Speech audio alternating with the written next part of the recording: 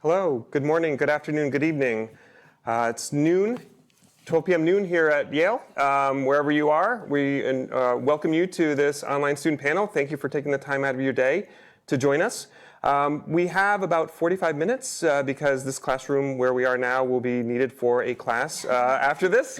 But in these upcoming 45 minutes, the idea is to have a rather free-form, open conversation about anything that's on your mind about what it's like to be a student here at the Yale School of Management. I don't have to even introduce myself. I'm Bruce Delmonico, Assistant Dean for Admissions here at the Yale School of Management. I will be moderating, and we have some wonderful students here who are going to be doing the answering. And I'd love to just start by having you all introduce yourselves. Sure. My name's Andrew Greaves. I am a third-year joint degree student between the School of Management and the School of Forestry and Environmental Studies. Before school, I was teaching English on a Fulbright fellowship in Malaysia. My internships have been in sustainability in the apparel sector, and I'm headed to Ernst & Young to join their management consulting practice after school. My name is Khushbu Shah. I'm a class of 2018 second year full-time MBA here at SOM. Before business school, I was working at Google for about 5.5 years. Before that, I worked in creative advertising for about 1.5 years. My internship this past summer was at Paramount Pictures in LA, and I'm unclear as to what I'm doing after graduation. Hi, I'm Uma. I'm a first-year MBA student here at the Yale School of Management. Before coming to SOM, I lived in New York, and I was working at a private equity firm doing international tax operations. This summer, I'll be joining management consulting at Bain in Houston, Texas. Excited for the heat. And and long-term, I want to go into education consulting. Hi, my name is Nate Maicon. I'm a second-year full-time MBA student here at SOM. Prior to SOM, I was in management consulting. I spent this summer at BCG in New York City, and I'll be returning there full-time after graduation. Hi everyone, my name is Christine Chen. I'm a second-year MBA student, a full-time one as well. Prior to SOM, right out of college, I went to Chicago to do Teach for America for 2 years. After that, I moved to New York City and did human capital, most recently as a diversity and inclusion recruiter at Oliver Wyman. This past summer, I was in Chicago again. I bumped into a lot of my ex-students, actually. And I was a human capital consultant at Deloitte, and that's where I'll be going back in July. Great. Well, thank you all for being on the panel. We obviously, as you can see, we have a great panel. They have lots of insights that they can share. We want to tailor this as much to your interests as possible, so please use the Q&A feature on the platform to submit any questions. We'll try to get to as many as we can. I don't know if we'll be able to get to all of them, but we'll do the best we can to get to as many of them as possible. In the meantime, while those questions are coming in, I do have a couple questions I'd like to start with. And since this is it's a student life panel and it's about life here, but because I'm in admissions and I like to ask admissions-y questions, I would love to start by just having everyone, and not every question will be for everybody, but maybe just go down the line and talk about why you chose to come here to Yale. And I hope, Andrew, if you want to start. Put you on the spot since you're next to me. Yeah. So my passion, as I mentioned before, is in sustainability. And I was looking for an opportunity where I could have a school that had an interdisciplinary focus and was really driven on conversations and pushing new topics and to be at the frontier of that space. Being at SOM with that set interdisciplinary curriculum, tied with the fact that I could take environmental management courses at the School of Forestry and Environmental Studies, made this the perfect fit for me. I would second that. I think interdisciplinary is the main reason that I chose Yale. Yale has a group of really excellent partner schools, and SOM students have the opportunity to take classes not only at the other graduate schools, but also at Yale College, and I've taken advantage of that. In fact, the best class that I've taken while at SOM was actually hosted by the School of Architecture and cross-listed with SOM. But I also took a class at Yale College. I am now auditing a class at the Yale Law School. You have the opportunity to mix with graduate students across disciplines, which you will learn while at SOM is so important for a future business leader in society, is to have that understanding of how different industries are playing with one another. I think the reason I chose Yale, I know the reason I chose Yale, is because of the culture and the mission.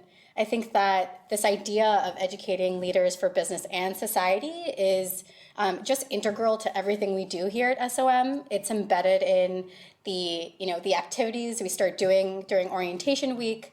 It is integral in all the conversations we have during class, and it kind of sets the tone for the conversations you continue into Charlie's Place, which is our lunch cafeteria, and like conversations beyond. And for me, that was just so important when I was thinking about where I wanted to be and where I want to end up. I wanted to be surrounded by people who would challenge me to think about the larger problems in the world and think about how business can really serve as a way to help solve those problems or play an integral role in solving those problems. I think largely echoing what people have said before me, the integrated curriculum was very important to me, especially given that prior to SOM, I was in business, and as an undergrad, I was in finance. So I definitely wanted the ability and the opportunity to take classes outside of just SOM. And some of my favorite classes have also been outside of the School of Management. But I think what really sealed the deal for SOM was when I actually came here for my interview day, and I had the opportunity to interact with students the entire day. I actually left the interview incredibly excited about SOM and all the students who I met, and I didn't feel that way at any other. I don't know if I've ever felt that way after any interview in my life, to be honest with you. But I felt like this real connection with the mission and the students, and I think that's what really solidified SOM as probably my top choice. Great. Yeah, I mean, so I reached out to a bunch of students at SOM and at various other schools, and SOM students were always the first to respond back to me and say, let's hop on the phone and let's, chat about it for about 20 to 30 minutes. And already that showed just how much they care, not only about the school, but also their future classmates. And secondly, I went to a small liberal arts all-women's college, and I wanted that transition to be a bit easier going into graduate school. And I know at the time that I applied, and still Yale SOM continues to be a school with the highest percentage of women, or one of the highest percentages of women. And I wanted to make sure that, in my sort of education and in my classes, I would feel comfortable in an environment that I had in undergrad, with small class sizes, but also being surrounded with a pretty diverse student body as well. Great. Thank you all for those answers. We are getting some questions in. I would like to ask one more maybe sort of ground-setting question for everybody. And again, I'm not going to ask everybody to answer every question, but I really would like to get a sense, just to help provide context, of what kind of clubs and activities you participate in, and what kinds of things that they do, just so that the people who are participating here have a sense of what you all do, and that might spur some further questions. So maybe go the other direction. Christine, would you be willing to start? First off, I'm a member of the consortium. So for a lot of you out there, that might be a way through which you're applying. So I'm a member of that group of students as well. I am and have been for the past 2 years part of student government, more specifically in the role of student life, which creates wonderful initiatives and events throughout the year, including formals, but also Closing Bells, which is our sort of weekly gathering and get together. So I do that, and I also run the Human Capital Club. I co-lead the Human Capital Club, and I've also done some smaller leadership roles in Women in Management and the Community and Inclusion Committee. Sandwiched in between two student life people here. So I think primarily I'm involved in Out of Office, which is our school's LGBTQ group. In addition to that, I was involved first year and again second year in Consulting Club. And I think one thing that is really interesting about the way that a lot of the clubs here work at SOM is that membership is very broad. And what I generally do is go through the list of all the activities that are happening every single week, what events they're hosting and whatnot, and kind of pick and choose the things that I attend based on what's interesting and what my schedule looks like that week. And I think that's something that is special about SOM here, that there's not like dues or anything, and people can kind of just be malleable every week. Yeah. I am also in student government. I am the admissions chair, which just means that I get to help Bruce with the welcome weekend events and super interview days and whatnot. I am also a member of the education club, and I'm helping to plan a panel for the Education Leadership Conference, which is happening in a couple of days. So we're gearing up for that. I'm also in the food and wine club, and am TA of the wine class, which is one of my proudest accomplishments. And outside of that, I was also in Consulting Club and hope to be involved next year as well. So similar to Nate, my goal coming to SOM was to expose myself to as many different clubs as possible. And I think you're absolutely right. Membership is very broad. It's very easy to see what's happening in marketing club, in tech club, in finance club, all within a week, and you don't have to be a contributing member. So my first year I was a part of consulting club, but this year I've just been attending club meetings left and right. Another thing that I wanted to do in coming to SOM was get involved in the New Haven community. So kind of just looking outside of Yale itself, I've been involving myself in the community. And also Yale School of Drama, which is one of the preeminent schools of drama in the nation, has a student-run theater, and I recently was able to stage my own performance there. So that's something really awesome that I was able to do that SOM students have access to. Awesome. My clubs have changed a bit over 3 years. I came into a number of organized clubs, working with outreach nonprofit consulting, working with the philanthropy conference, and then I sort of shifted to where I saw some gaps at SOM. So I started the sustainability working group to bring composting and recycling practices throughout the school and connect it to the broader university. I joined a couple nascent groups, the 2050 Fellows, which is a group of future-looking students from 5 different grad schools that talk about challenges that our society will come to face.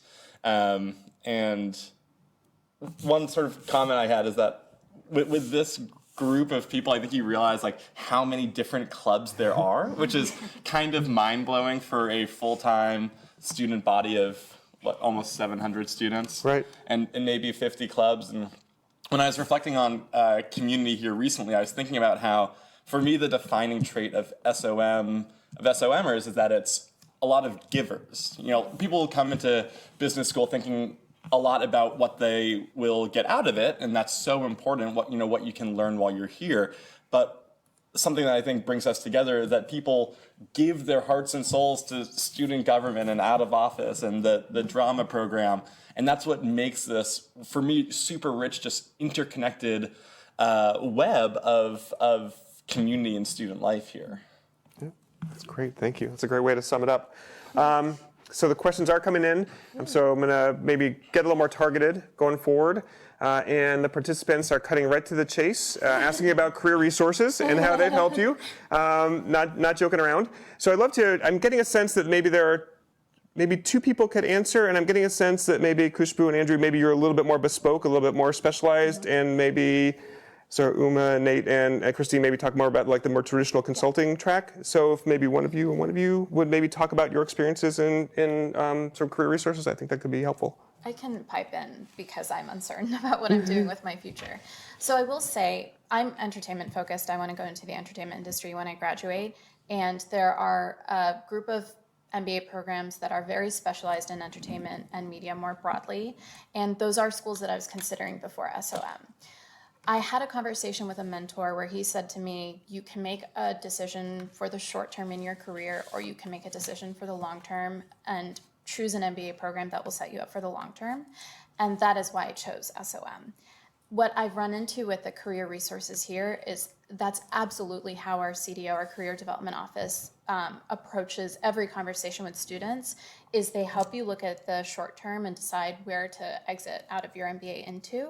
But they also encourage you to do things like mind mapping exercises where you're thinking about the 10 to 15 year time frame after you graduate from your MBA and kind of where you see yourself there.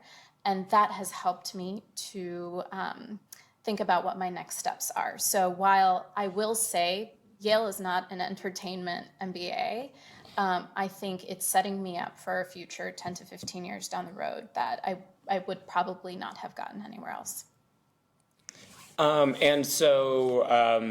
I think there are a few industries here, or not just here at SOM, but broadly, that have very defined recruiting processes. Consulting is one, iBanking is one, certain tech companies are one. And so if you do happen to go into one of those industries, here at SOM, I think you'll probably be a little a little less reliant on the CDO itself, especially if you are very certain of where you want to go. But what you'll find yourself utilizing, and what I found myself utilizing, is a very strong network of clubs that are set around those professional disciplines. And so I'll speak very briefly about the consulting club because I think it was instrumental in helping me recruit, and it's something that's very special to me, and I know Christine and Uma both used it. But the consulting club is run by second years who successfully went through the process the first year. There's a set of leaders, and then there are a bunch of second years also who give time every single week to meet with first years in a formal way through through case teams to help you case and mentor you every single week, as well as just in informal ways for coffee chats to practice, to talk and network and help connect you with people. And so the consulting club meets every single week. It's basically like a class. There's a curriculum. They take attendance. It's very formal. But it's also very instrumental in helping people, especially people with non-traditional backgrounds, really assimilate and kind of get into the mindset of how to recruit. And I'd say the second thing that was very helpful, and I guess this is managed through the CDO, is the alumni network. And I found myself reaching out to alumni, not only at SOM, but also just more broadly at Yale, even before I started, just to talk about when should I think about consulting, what does consulting look like, what does the recruiting process look like. And I always had great success in reaching out to alumni, networking with alumni, grabbing coffees or drinks with alumni. And that was also very helpful in helping me be strategic in how I approached networking within each of the big consulting firms. Great. Thanks, Nate. Hope those are great insights. Trying to make maybe a somewhat ham-handed segue from careers to projects. So one question that's come in is, aside from internships, what real-world project opportunities have you had during school? So obviously a lot of the learning happens in the classroom. And there was another question we'll get to maybe about raw cases and how that, in my mind at least, is a little bit real-world, at least in terms of the skills it delivers. But what kind of real-world project opportunities have you had during your time? Maybe if 2 or 3 people have any examples. Yeah, I'm taking a class right now called Renewable Energy Project Finance. It is taught by an SOM alum named Dan Gross, who brought project finance, financing solar and wind projects, to a large bank. He was working with Morgan Stanley, and the practices that he's developed over the last 20 years, he now teaches as a class. So we through over the course of 10 homework assignments, make this whole financial model that people have walked into interviews with saying, I was able to make this. This is how you would model a solar project finance, and get jobs right from that. And that speaks to the value of the alumni network, alums who come back, and this idea that we can really move pretty smoothly between the academic side and the practitioner side here. Great. I could speak a little bit about the raw cases and how we kind of do real life cases in class itself. Sure.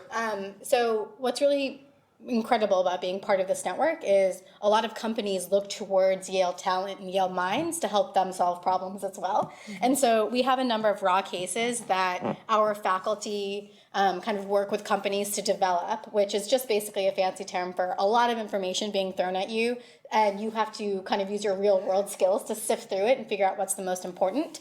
But then you're tasked with preparing certain deliverables, and representatives from these companies will actually come to class for these presentations. And so you'll have this opportunity to present a marketing plan for, an insurance agency that's doing nonprofit or doing insurance for people who work in the nonprofit industry. And you get these opportunities then to speak directly with the representatives of the company while engaging through the curriculum, which I think is really dynamic. It gives you a lot of opportunity to learn from your peers while also learning the real life skills, because the representatives will give you direct feedback as well.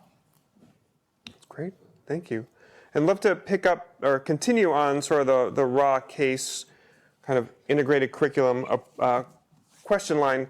There is a question about what are the pros and cons of the integrated curriculum. You talked a little bit about the raw case and some of the sort of benefits of that. I don't know if anyone else has thoughts about the integrated curriculum more broadly. To the extent people don't know, the way our first year course structured is different than what you would experience at other full-time MBA programs, and it's much more interdisciplinary, much more interconnected, trying to break down those functional silos. So any thoughts people have on pros and cons of that approach would be great. I don't know if this is a pro or a con depending from your background. So I came from a non-traditional background. My daily life was grading papers, talking to kids, connecting with parents, and then my second other daily life was connecting with candidates, conducting interviews. None of that translated very well to our finance class, which was called Sourcing and Managing Funds. So I think one of the pros for someone like me in a non-traditional background of the integrated core is your whole class goes through this experience, and regardless if you have a background in finance or you have a background in consulting or education, you all are kind of built up to that same level. You have the same memories of, oh, that case from that specific class and that, that area of study that you did.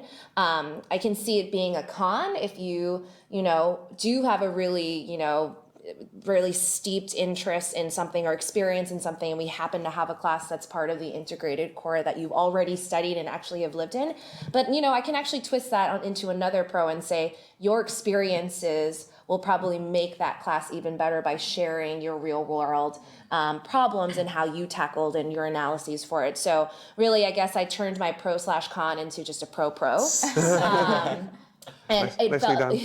and I felt that it was very, very helpful for me, again, coming from a non-traditional background. So if there are people out there who are worried, hey, I've never done the businessy type of things before in my past life or experience, don't worry. I went through it and it's perfectly okay. And now I'm a business student and I'm, graduating. So it should be okay for everyone else with a non-traditional background.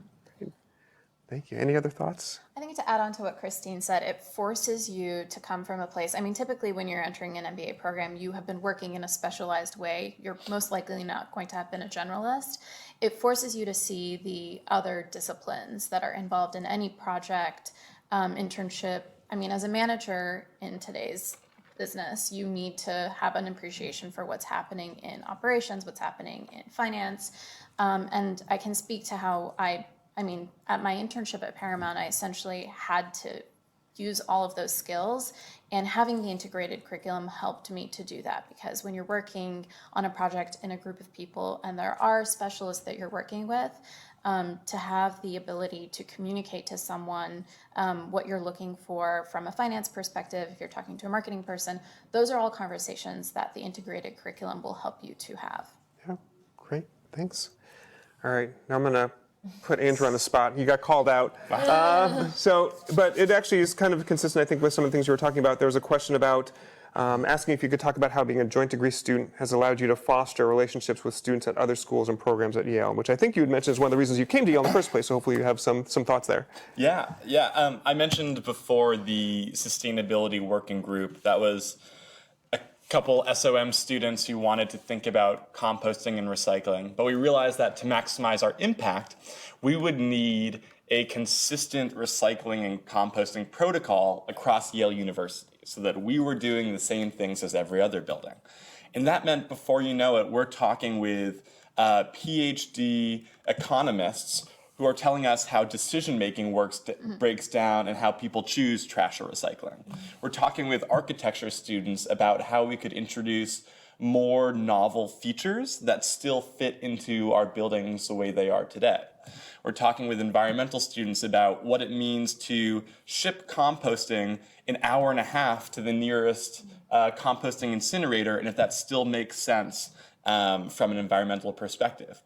So because we had a question that by nature called on a lot of expertise that we didn't have, we got pushed into finding people around the university who could answer those questions. And we were consistently met with, just like what Christina was saying, with alums picking up the phone, students around campus responding to emails in an hour saying, great question, when can we get a cup of coffee and chat? So the integration, I don't think you could avoid it if you tried, frankly. I hope no one has tried.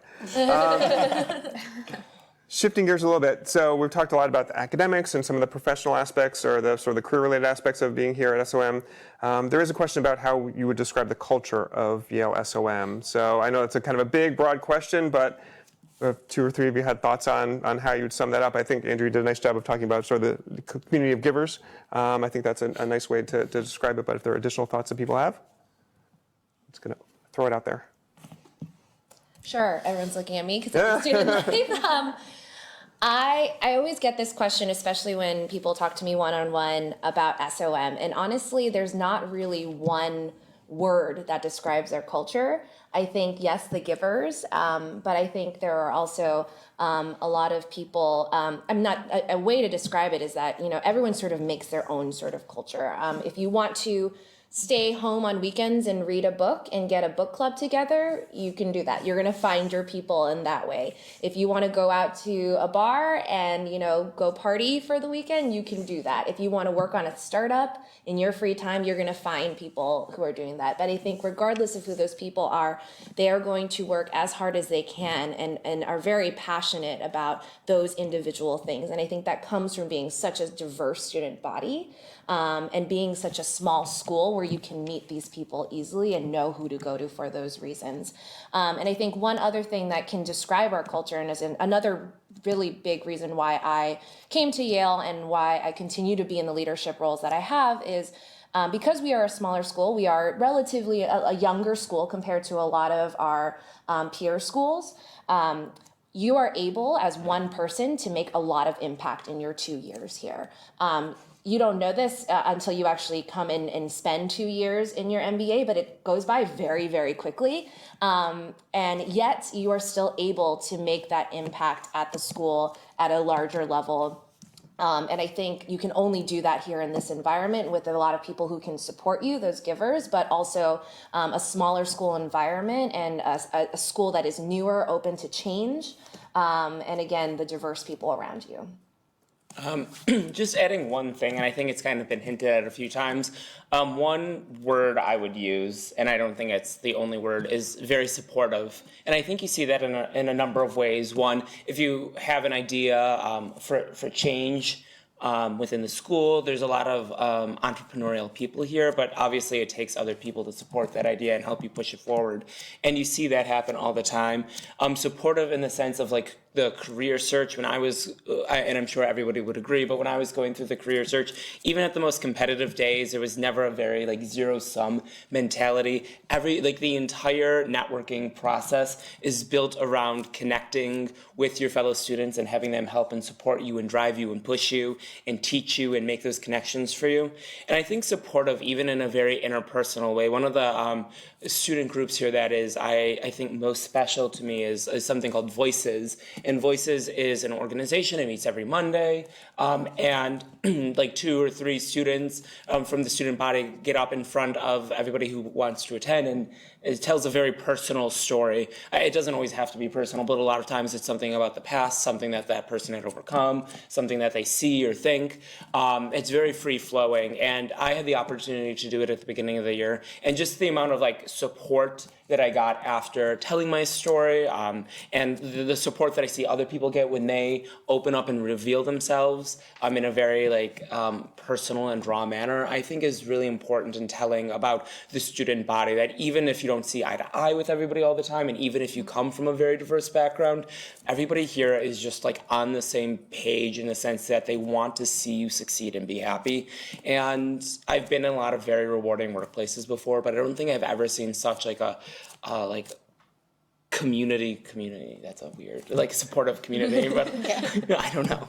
Yeah. And there's free food at that. Free food. If I could add just one thing, because we've talked a lot about how the student body itself is supportive, which I 100% agree with, but even the faculty and the administration also does a lot to try to make sure that they're changing the program and addressing students' needs and concerns. So the deans have like roundtable discussions all the time. They, take people out for coffee. Our academic dean loves to have people come in and express their views. Our TAs and our professors hold open office hours. They want you to come in. They will take any email you send to them seriously. I sent an email to our macro professor saying he was talking too quickly, and so he immediately stops talking quickly. That seems like something small, but that makes a big difference for a number of our students who don't have English as their first language, or who may have, hearing deficiency. So at the end of the day, everyone here wants to make this environment supportive and inclusive, and I think it's demonstrated by both the student body and the administration. Great, thank you. And I know that I'm the moderator, not a panelist, but just to echo those comments, as I've been at Yale for a number of years, one of the words that I tend to associate with the school and have not just at the student level but the faculty level as well is optimistic. And it's not just that the people here are happy, although I think they are, shockingly so for an MBA program, but more so that people here feel that they can have an impact, and that's it's a good thing to do, and they think really about how they can have a sort of positive impact on the world around them, and they're not cynical about that. And I think that's really a nice thing. So I think that's kind of consistent with what you're saying, but certainly something that I've observed over the years. So shifting from SOM, maybe broadening out to the New Haven community a little bit more, question about what are some of the positive aspects of going to school in New Haven? Or it could be negative aspects. Snow in April. Yes, exactly. As it snows today. It's April 2nd and it's snowing today, so for those of you who are not in the Northeast. Well, I'll say so last year, one of the most rewarding experiences that I had was I volunteered at an organization called New Haven Reads. So I would say there are a lot of smaller organizations that you can really have an impact at in the New Haven community. And because I'm interested in the arts, it's a very strong arts community. So I did something for the first time in my life, which I never had an opportunity to do. And I lived in New York before New Haven, which is I took a flamenco class, and there's like a world-known flamenco dancer who lives in New Haven and runs classes. So two things that I was able to do and feel that I was, really able to have an impact in those places. I'm taking this class called Urban Poverty and Development, which talks about economic development and community wealth building. And our final project is to go out into the community and do some sort of final project. So I'm working with the Financial Empowerment Center of New Haven right now in order to essentially help them put together a plan to figure out, how they can really link the Financial Empowerment Center and their services to different organizations that may need it, whether it be homeless or halfway houses, and trying to address those populations and really take the education and the curriculum and the mindset that SOM gives us and use that to better the community around us. And I think that that's something that the New Haven community really appreciates, and the more that we're able to do that, which SOM really facilitates, the better. Yeah, so I love New Haven. I'm an unabashed New Haven supporter. One of my pet peeves is when I ask people about New Haven, they say, I actually like it. They were surprised by it. And that may be a little bit of a dig on the state of Connecticut or whatever it may be. But I think 100,000 person city for me is the perfect size. It'd be hard for me to move to a city this size, perhaps after school. But I had 700 built-in friends through SOM. And then I'm in a city that has an independent movie theater, restaurants from probably 50 different countries, some of the best art galleries in the Northeast, in the British Art Gallery and Yale Art Gallery. I can bike from one part of the city to the other in 8 minutes. I'm a runner, and I'll run up East Rock Park and have a view down to the city. And I've really just come to find that while I didn't know I was looking for a city like this, I get so much of the culture and speakers and excitement that in part is anchored by Yale being here, yet still with a great diversity that allows me to go out into the community and practice my Spanish at local restaurants. So, big fan.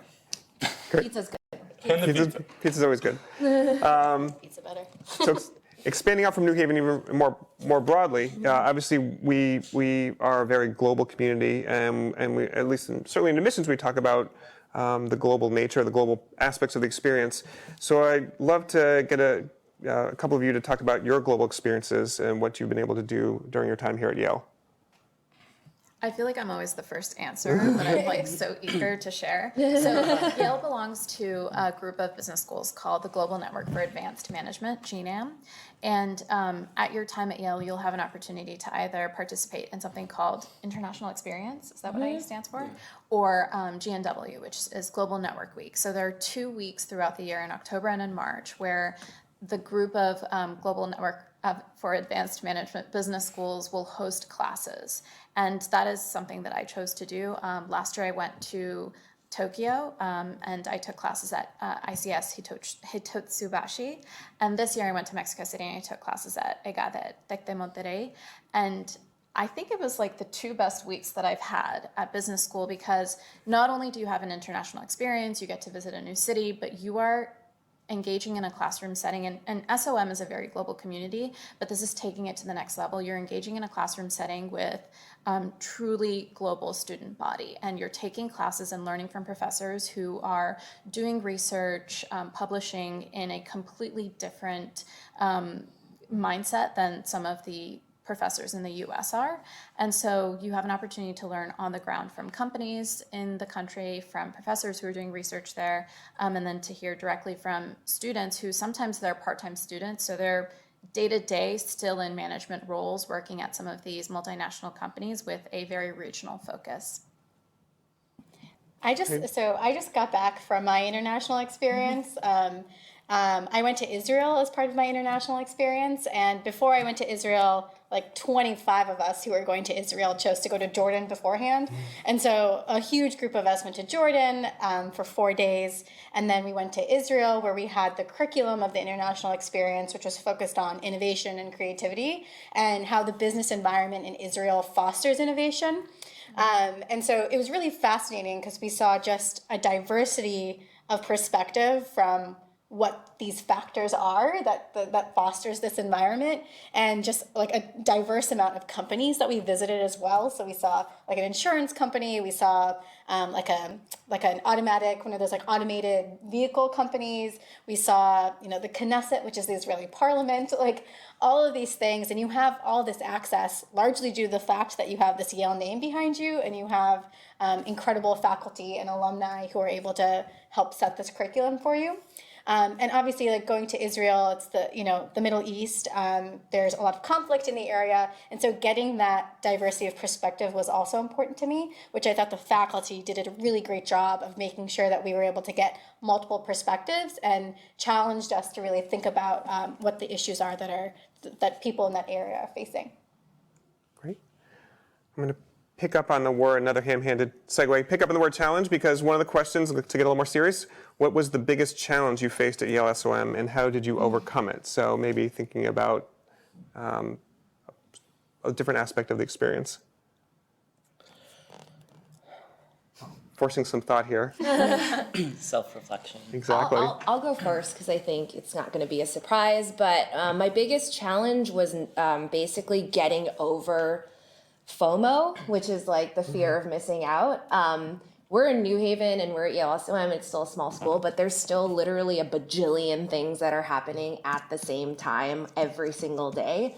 And so I think a big challenge for me was I wanted to try everything and very quickly. And, as soon as I got here, I was like, I want to try all these clubs. I want to take all of these classes. I want to take classes not even at SOM.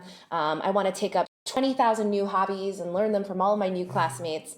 And it burnt me out very, very quickly. So I think learning to prioritize, especially in fall one when you're getting thrown into 6 core classes, I think that was a huge challenge for me. So I think you might have this idea of what you're interested in and sort of envision your life at business school, but I think it's also a great time for you to sort of stop and reflect and think about how you want to prioritize, and that was a big challenge for me in the fall.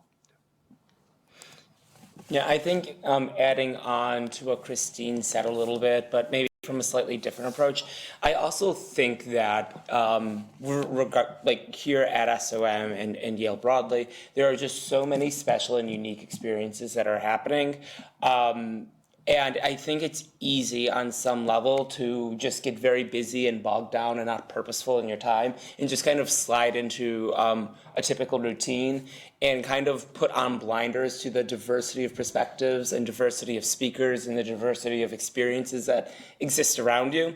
And then you look back and you're like, have I taken advantage of everything that I really wanted to, or have I pushed myself to grow in new and important ways? Because you'll obviously always have chances to grow and meet new people, but rarely again will you ever be or maybe never again, will you be in an environment where there are 700 people who are very different from you. Not everybody is, but a lot of people in a community that brings in like worldwide talent and notable speakers because of Yale and because it's an institution of learning.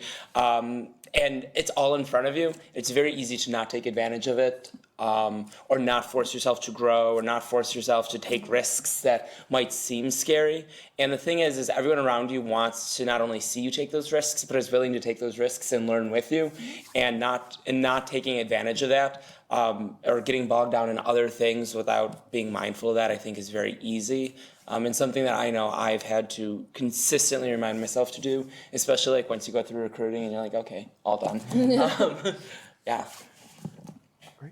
I know we have 5 minutes left, so trying to get to as many more questions, probably just a couple more. Looping back to the career side of things, had a couple questions that were related to specific industries, and one question about recruitment opportunities for students interested in nonprofit or social impact space, and another about opportunities for students interested in entrepreneurship and innovation. I know in a 5-person panel, it's hit or miss about whether that will overlap with some of the things you're doing or interested in, but I don't know if anyone had any thoughts about either sort of the social sector or the entrepreneurship space. Yeah, I can speak a little bit to the social sector. So one of the other things I did last year was the internship fund. I was the Student Fundraising Week chair. But before I go into that, first of all, a lot of nonprofit or social sector recruiters actually come to campus, including Ed Pioneers. I think Uncommon Schools comes on campus. So we do have like a very good brand when it comes to the social sector. In fact, a lot of recruiters, more than any other business school, come onto our campus than others. And we also have, again, a lot of alums that are easy to reach out to. I think that we also have a dedicated person, if not 2 or 3, in the CDO to help you support in that endeavor. But I think more importantly, because Yale SOM really cares about the and society part of business and society, we fully fund our classmates who go into the social sector over the summer. And the way that we do that is through a combination of fundraising with our classmates through Student Fundraising Week and the internship fund auction, and also some money through the deans. And I know a handful of our classmates this past summer were able to take internships that did not pay anything because they were supported by the internship fund. So rest assured that if you do want to go into the social sector, there's a home for you here. And the internship fund will help you support. And we were the original one. Other schools have copied us, but we were the original one. Just saying. Yeah. What's on entrepreneurship or innovation? So I'm not in entrepreneur, I'm going into consulting, but I do know that we have a pretty robust entrepreneurship curriculum that's been developed. I know that the faculty head for the entrepreneurship program, Kyle Jensen, is incredibly dynamic, has started a number of companies, and wants to share all of his knowledge with you. And so we do have the Sci-City Center for Innovation. We have an entrepreneurship suite down in the basement where they essentially connect you with the resources you would need and give you the opportunity to really work up. There are also resources that connect you to students across the campus. So if there's a startup idea that you want to do, but you need medical, expertise, you can get linked to a Yale School of Medicine candidate who also has some ideas and wants to be part of that endeavor as well. So there's a lot of structure around that if you're looking for that. Again, I can't speak specifically to it, but I would really encourage you to actually email Kyle Jensen and the Entrepreneurship Suite to really get your questions answered. Great, thank you. That's a great suggestion, and Kyle's very responsive. Just a couple minutes, hoping to get 2 questions in. The first one is if anyone has thoughts about what has surprised you most about your experience at Yale SOM. Another thought-provoking, takes a minute. I will lump this with the challenge question. Okay. So I was out of school for about 7 years when I started at SOM, and I think, and maybe this speaks more to this audience, but when I left work, a lot of my colleagues were like, oh, you're going to business school, you're basically going to a 2-year party. And that is not the case. And I don't know if it's the case at other business schools. I haven't attended other business schools, so I can't speak to it. But the students here take the curriculum very seriously. And being a student again can feel very foreign to you if you've been out of school for as long as that I have. But I will say it's a very supportive community. And I think it kind of forces you to think about learning in a different way, that now when I go back into the workplace, I'm going to see everything as a learning opportunity, and maybe even with an academic frame that I never used before. Great. And I'm going to jump straight to the last question because I know we're right about at time.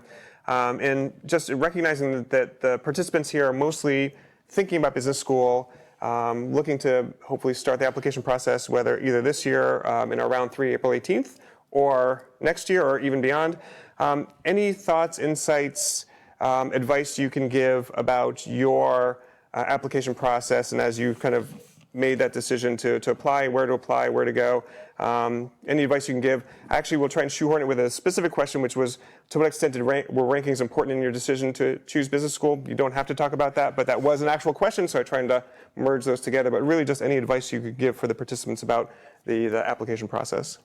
So to me, I'll answer, I guess, both of those questions. I mean, rankings, I guess you can use as a filter. They exist for what they are. I mean, they're on some level indicative of something. Another thing in addition to rankings that I looked at and that I actually think is probably more important than rankings, but they probably are like somewhat of a self-feeding cycle, is if you know there are specific companies or types of companies that you're looking at which schools they recruit at is honestly more important than rankings, because if the companies you want to work at don't recruit at whatever school you're looking at, then it can be ranked whatever it want, but whatever that school is, but it's going to be more difficult to get that job there. So that's, I guess, step one. But answering to the first question that you asked, I'd say is like, be honest with yourself, do a lot of self-reflection, figure out like, is business school really what you want? It isn't for everybody. It's not necessary for everyone. And not every school is for everyone. So take time and get to know the schools that you're applying to, the students that you're that you'd be going to school with, get to know them. And when you're going through the actual application, just be honest and be yourself and be comfortable taking that risk of being like who you are. The school is smart. Every school is smart enough to know like when you're being like a facade of yourself or trying to feed them the information or the answers that they want. That doesn't help you. It doesn't help you get aligned with the right school. It doesn't help you get into the school. So just be very honest. And the more honest you are throughout the entire process, from should I go to school to which school should I go to, the better fit of school that you'll get, and you'll be more successful and happier there because it's a big investment. That's great. I'd add really quickly to that too, Yep. is like a tactile thing that I did that I recommend is it can be very, very sort of scary to approach a manager or an ex-manager about a recommendation, but take the time to like have coffee with them for like 30 minutes and tell them why you're going to business school, because the more aligned that their recommendation is with your essay, the better package you have. And so I highly recommend doing that. I know it can be very scary, but highly recommend it, especially if you're getting a recommendation from a former manager. Great.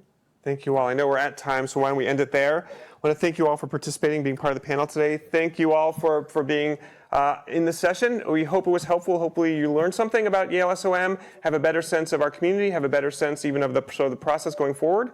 We look forward to staying in touch with you, whether you're applying again on our round 3, April 18th in a couple weeks, or sometime in the future. So thank you again, and have a great rest of your day.